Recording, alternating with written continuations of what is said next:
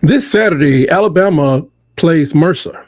Mercer's coming over to that place to compete against the Crimson Tide of Alabama at 2 p.m. If the Crimson Tide wins by wiping the Bears off the face of this season, does it make a sound?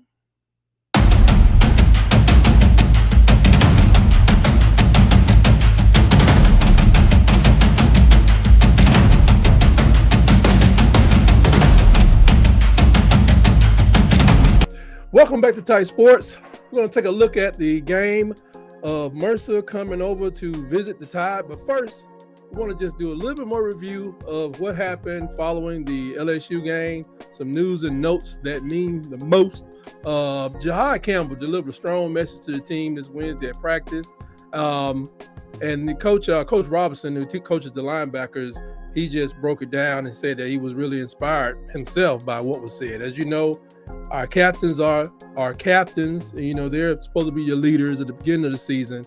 But to become a championship team, you really need players to step up and start leading. And that's what Jahad Campbell's done. He talks about intensity, all them great words about, that, you come here to work hard and that the guys have to step up their game. He had to step up his game. You can't take a minute off. You just have to go at it every doggone play because games come down to just single individual moments. I mean, we had a few plays against Tennessee, several plays that got away from us against Tennessee, and that's why we lost the game. Coach said he was excited about it and he appreciate all that he said, and we hope to see a lot more going forward because, as you know, we do have some players that have lost out. We lost for the season. Coach Robinson also said, he said Tyler Booker is one of those guys too, that, when it's time to go all out during practice, he goes all out and he's gotten stronger in the game once he understands what Caleb DeBoer's, his philosophy is.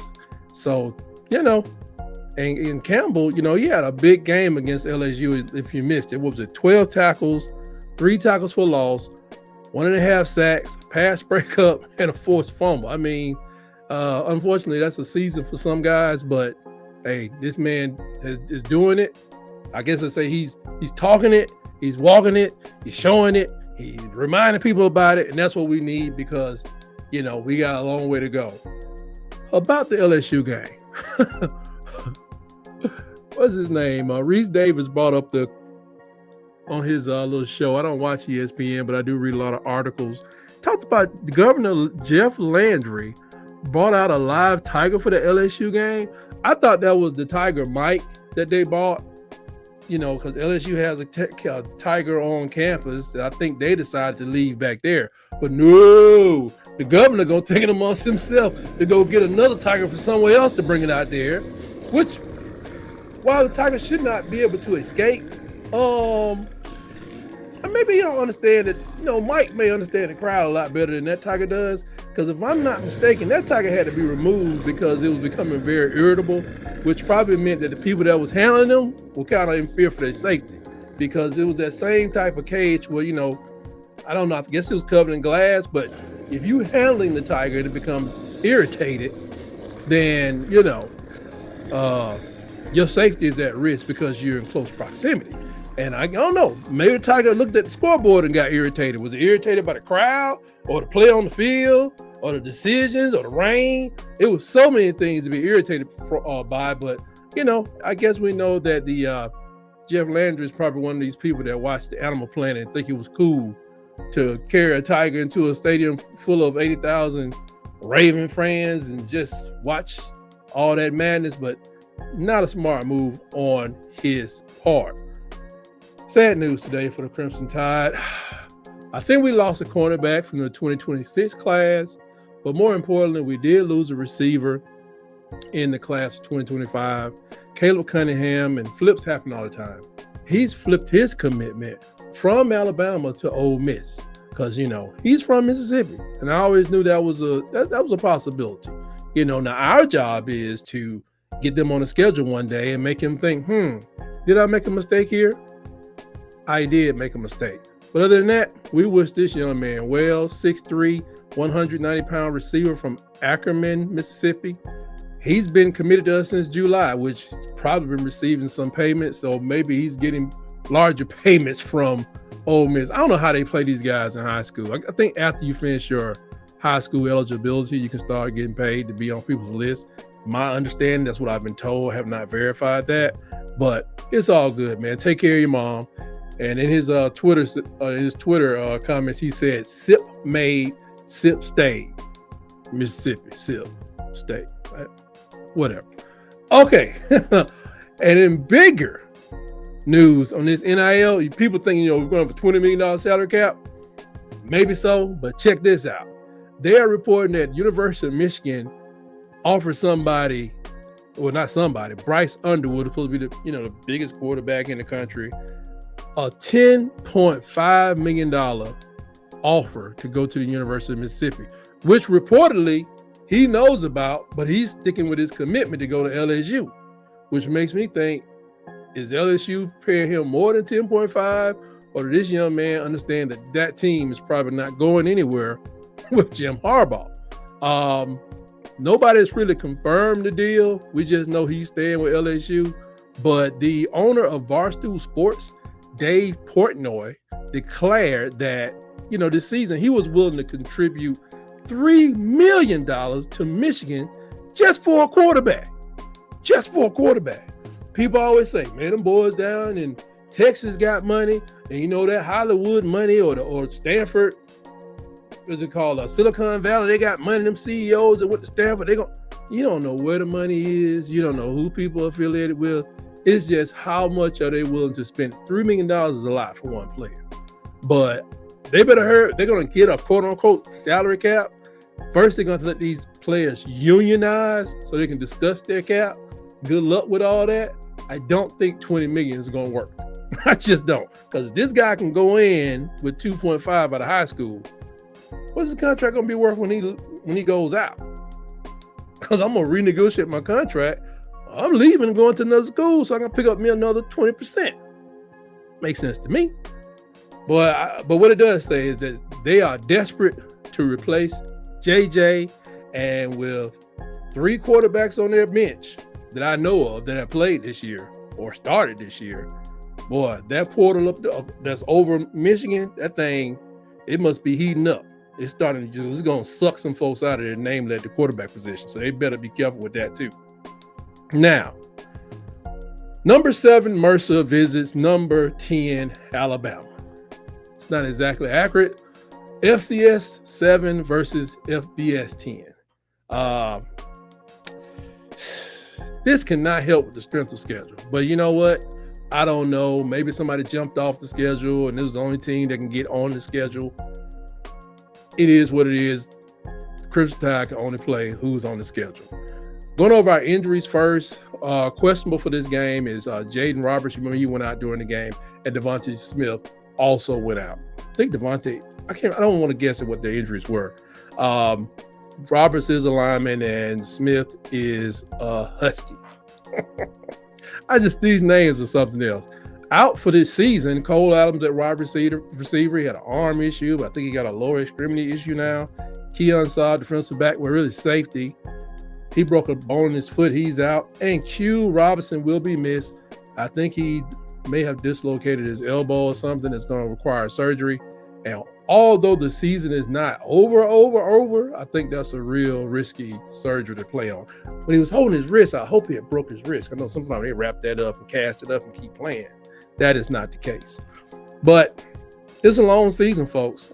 Tide has to win, would have to win 6 games to win a national championship. 6. Normally we we're getting ready to, because I was thinking, even if we play in the SEC championship,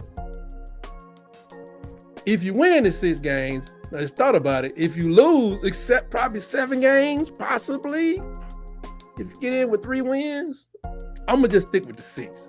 Either 6 and we play in Atlanta, or 6 and we don't play in Atlanta. Don't make no never mind to me. I personally, this season, you play who you got to play, but I'm not a fan of we've won in Atlanta enough. maybe next year, but not this year. But, this attrition is impacting everyone. If you look at the University of Georgia, I feel that part of their struggles is because of attrition.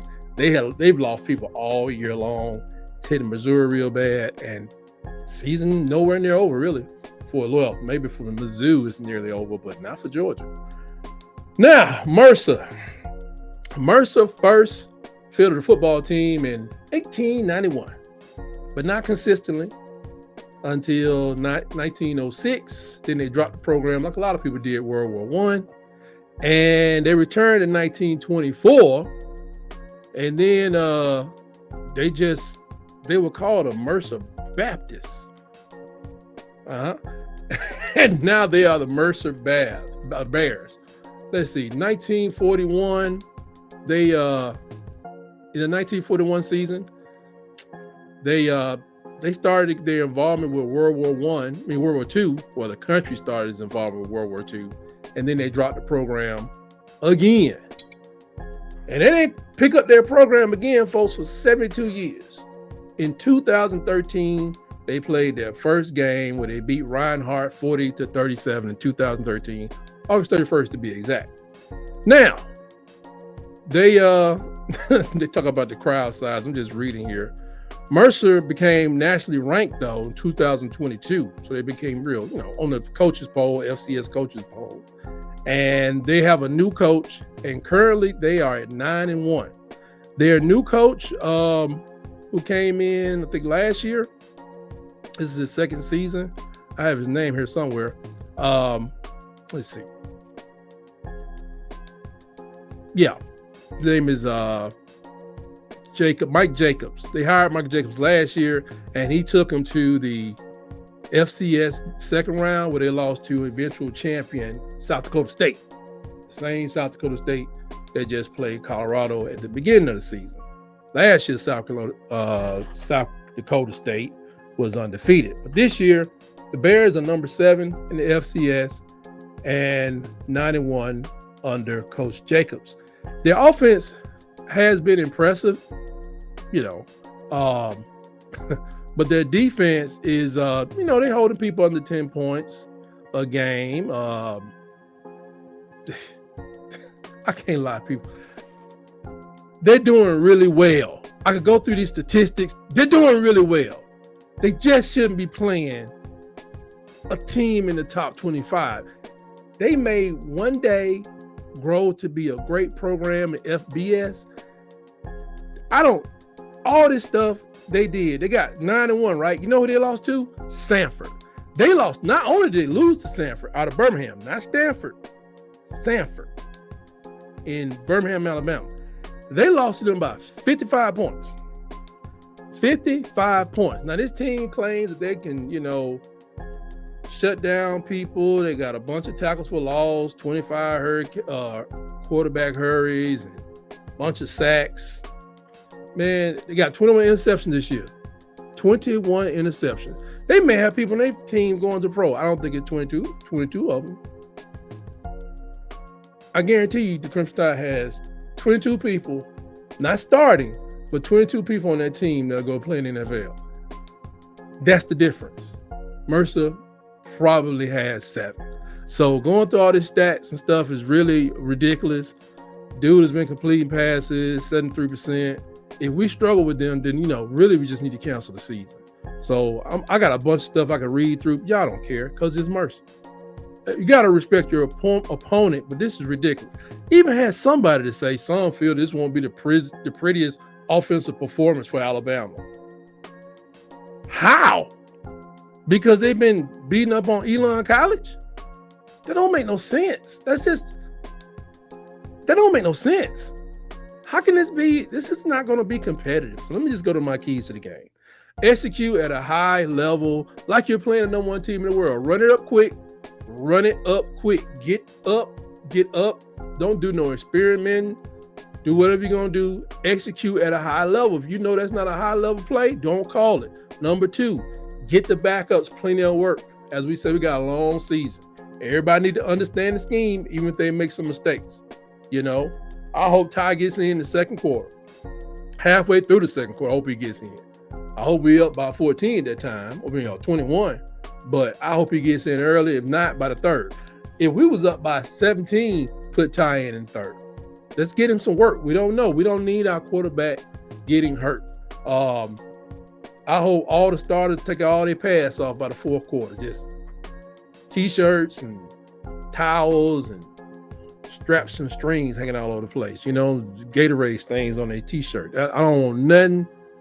No starters getting hurt. No essential players, key players getting hurt. Key backups getting hurt.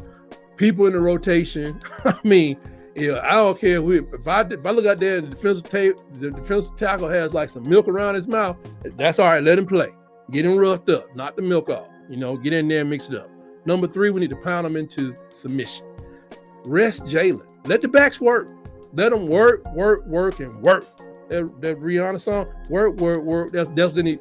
Boom, boom, throw to him, hit the tight end. Let Ryan stretch his legs out a couple times and get Keon Saab and just not Keon Saab, K-Law, Jeremy. Let them but then get them out the game. Put some other people in there. See if they can catch in the game. Let's just keep it going. Pound them into submission. Make them quit. On defense, health is wealth. That's my number 1 key for the defense. So work in the bench. After we take a commanding lead, really 14, but I'll say 21 in the first half, 17 in the second half. Get the people that hadn't played a lot, get them film, show them where they're messing up. Number 2, keep the run game in check. Get some live fire work for the new guys. Work on these run fits, they call it, or run defense. Let them see where they're messing up, or see have they been listening? Are they learning? Let's get them film so you can really get on them next week going into Oklahoma or going into Auburn, because we know that it's heats right back up next week. But get them some work. From the defense, number 3, I'd like to see 14 game-changing plays. And unlike LSU, where the Tide did not get 1 3-and-out, that's okay. They did some other things. I really want to see this defense get like 5 or more 3-and-outs against Mercer, because I think you can get 5 against Mercer, and maybe you can get 2 against everybody else, because I think there was something with the run game that just allowed them to get closer and enough third and shorts to get the next first down. Eventually we clamped them down, but we got to get better in doing that early. So doing all these things and being who we are, just playing into that identity that they have established over the past few weeks, I think the Tide can win this game. They favored by 42. That's fine. I don't care. I think the Tide can win this game 53-9. If they don't, I don't care. I do think they need to win by like 40 points, or the rest of the rankings start playing with you and all that stuff, because things are getting really. Matter of fact, if somebody had a crystal ball and said, well, that 12-team playoff is going to be real tricky. It's going to be like, I don't know, 15 2-loss teams in Division I. It's going to be 7 teams that got 1 loss. I think somebody would took Mercer off the schedule, to be honest. But, for now, it is what it is. And with that, you can join me here at game time. Whether you're sitting in Oxford, West Alabama, or Pensacola, South Alabama, or Athens, East Alabama, just join me here from Slap Out, Alabama, from Selma, Alabama, Mobile. Just, we can watch the game together and watch how things develop and watch this overwhelmingly lopsided victory happen for the Crimson Tide. And remember to catch me here Mondays at 7:30 for Around the Herd, where I talk about Crimson Tide football and all Tide athletics. Make us a regular part of your viewership here on YouTube, and tell your friends all over the country about us and what we do. I would like to have a little fun here. We play a little bit, but we like to have fun. So with that, just enjoy the rest of your Friday and get ready to enjoy the game tomorrow. And always remember, roll, tide, tide.